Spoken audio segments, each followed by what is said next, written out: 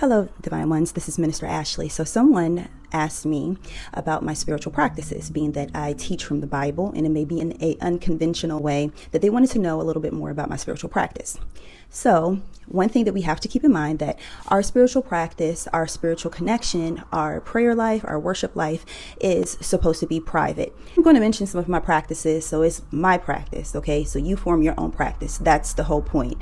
You are to go before the Most High God, the all supreme ruler, and form your own relationship, the art of relating between you and the divine source. Okay, so I'm gonna give some of my practices and the way how you decide to use them, and it's all scriptorial. That is up to you. All right, so one thing that we have to keep in mind in Matthew 6:5-8, that in that scripture, Christ is saying, Yahshua is saying that people don't be like how the Pharisees and the Sadducees are, how these priests will go to the synagogues and make a big spectacle of praise and worship and all of the theatrics. But you should actually go in private and go before the Most High and worship in spirit and in truth. It's from John 4:24. So what is that? What does that exactly mean? That means that you are forming your own relationship.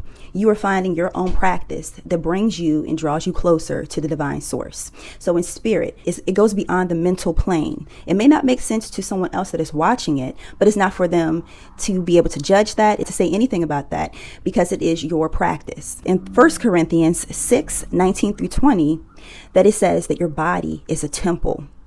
And your body is a temple that houses the Holy Spirit, that houses the 𝐷𝐻𝐿. So everything that you do to your body is a sacred temple. So the way how you would consecrate yourself, or the way you would conduct yourself in a church, in a temple, in a synagogue, is the way how you should conduct yourself throughout your entire life, day in and day out, because really your temple is sacred. So if you're doing anything to desecrate that sacred temple, then in fact and indeed that you are missing the mark, aka what they call sin. We are all sent here with a purpose. Our mission in life should be to find the purpose that God has for us and to live that out. But however, through different institutions that they have it set up, the people do not even focus on finding their divine purpose.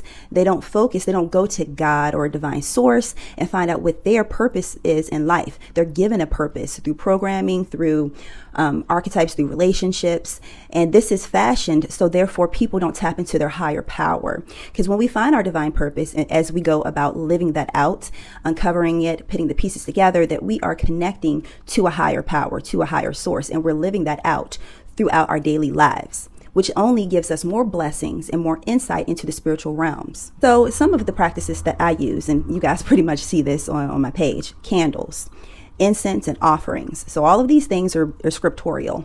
Moses was required to give a daily incense offering. I journal, I write down prayers, I recite prayers, I make up my own prayers, and that comes with worshiping in spirit and truth. But you can use these different techniques. So the templates that they offer in the Bible, they're just templates, they're examples. So people can have these ideas of these practices, so therefore they can implement it into their personal practice if they so choose to. One thing to be cautious of, not saying that this is or this was this person's intention, but we have to be wise. We have to be discerning. We have to know what is for us and what is not for us. So with that being said, that when people inquire about your personal practice, you have to take in consideration what is the motivation behind it. Some people may be honestly curious, and regardless of what the motive may be, that you should not overshare, because people can place their personal opinions onto your practice. They can try to sway you to move away from the practice that resonates with you. So if people are asking and digging about your personal practice, just keep this in mind, that it is a personal practice. It's a practice and a relationship between you and the higher source. That's why it's important for you to study for yourself. You do not take anybody's word for it. I don't ask you to take my word for it. I'm not trying to convince someone. I'm only offering information for people to be able to decipher what is right for them. I'm just here to give tools, to give insight. And that's what a good teacher should be doing, not offering a solidified answer for another person. I'm not here to convince you. You come to that conclusion yourself. If you like this information, then you would definitely like my new book. Go pre-order my new book, link in bio.